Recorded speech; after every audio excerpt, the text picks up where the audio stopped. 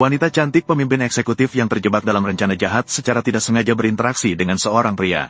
Namun, keesokan harinya setelah pria itu bangun, dia salah mengira wanita itu sebagai strategi kecantikan yang dikirim oleh lawan. Maka, dia meninggalkan tip dan pergi dari sana. Ternyata pria itu sebenarnya adalah pusat kekuatan dari organisasi Long Yuan. Namun, demi menyelidiki kebenaran tentang kematian saudarinya, sejak saat itu, dia menyembunyikan identitasnya dan menjadi seorang penjaga keamanan. Begitulah, 5 tahun berlalu. Suatu hari, rekan kerjanya melihat berita di TV bahwa wanita cantik pemimpin eksekutif akan melakukan pernikahan strategis. Dia tidak dapat menahan diri untuk mulai mengomentari. Dia berpendapat bahwa sayuran bagus ini telah diperebutkan oleh babi, hanya karena lawannya adalah anak muda terkenal dari kota Jiang. Namun, pada saat itu, pria itu setelah melihat penampilan wanita itu, dia dengan berani mengungkapkan bahwa dia pernah berinteraksi dengannya. Rekan-rekannya setelah mendengar hanya menganggap dia bercanda. Mereka berpikir bahwa pria itu sudah mulai bermimpi di siang bolong. Sementara mereka sedang berdebat tentang kebenaran situasi itu, sebuah mobil mewah berhenti di depan pintu. Yang turun dari mobil itu adalah wanita cantik pemimpin eksekutif tersebut. Tidak hanya itu, dia juga memiliki seorang putri yang lucu. Dengan cepat, dia masuk ke dalam ruangan penjaga keamanan. Namun, putrinya begitu bertemu langsung memeluk pria itu dan memanggilnya papa. Seketika itu juga membuat pria tersebut kebingungan. Manggil, papa, dengan cara yang tidak karuan. Ya benar, saya tidak berteriak sembarangan. Tapi dia adalah ayahku. Saat itu, wanita tersebut mengeluarkan laporan hubungan darah.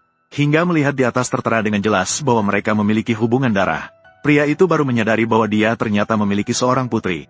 Wanita itu menjelaskan bahwa selama ini dia dipaksa oleh keluarga Lu. Jadi, terpaksa dia membawa putrinya untuk mencarinya. Dan baru saja dia menolak anak orang kaya. Saat itu, grup tersebut akan mengalami penekanan hebat dari pihak lawan. Dia pun mengusulkan agar pria itu menikah dengannya untuk menjaga putrinya. Dengan begitu, keduanya dengan cepat mendapatkan akta nikah. Namun, baru saja keluar, mereka sudah bertemu dengan mantan pacar pria itu. Dia langsung mengejek pria itu dengan sinis.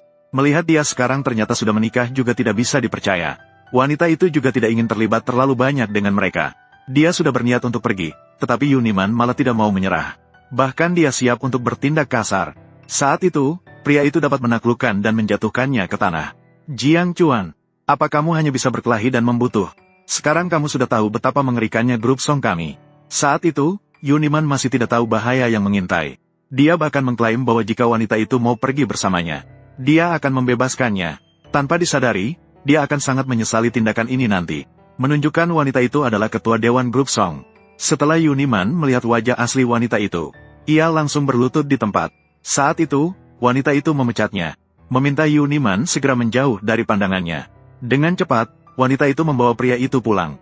Namun, identitasnya sebagai satpam diejek oleh ibunya. Menganggap bahwa sekarang sepupunya mengincar grup tersebut. Pria itu sama sekali tidak bisa membantunya menghadapi kesulitan. Sebenarnya, keluarga Lu juga baik. Begitu juga dengan Song Lingzu. Semuanya tidak ada artinya. Kamu siapa? Bicara sembarangan. Saya adalah suami Song Wansi. Saya ingin memberitahu Anda. Aku di sini. Tidak ada yang bisa menggoyahkan posisi Song Wansi. Saat itu, sepupu tidak bisa keluar. Mengejek pria itu karena tidak tahu tinggi langit dan dalamnya bumi. Bahkan menyarankan wanita itu segera menyerahkan grup, untuk memohon maaf kepada si kaya generasi kedua. Jika tidak, mereka semua akan menyesal. Setelah mendengar itu, wanita itu langsung memberinya tamparan keras. Pria itu juga berdiri untuk mendukungnya. Melihat bahwa dia tidak berdaya, sepupu bersiap untuk mencari bantuan. Saat itu, wanita itu juga memintanya untuk membawa putrinya ke atas. Kemudian menjelaskan kepada ibunya. Pria itu adalah ayah kandung anak tersebut. Ternyata tidak lama kemudian sepupu laki-laki datang dengan sekelompok orang. Mengonkom wanita secara langsung untuk membayarnya 1 yuan. Mentransfer semua saham. Wanita itu hanya merasa sangat konyol setelah melihatnya. Segera menolak permintaan yang tidak masuk akal ini. Namun, pengganggu melihat ini tidak berhasil dan bersiap untuk mengambil alih dengan paksa. Dia bahkan mengonkom akan menyelesaikannya dengan tangannya sendiri. Di saat genting ini, pria tersebut segera turun tangan untuk menghentikannya. Saya juga memberi kamu waktu 3 jam. Segera keluar dari ruangan ini.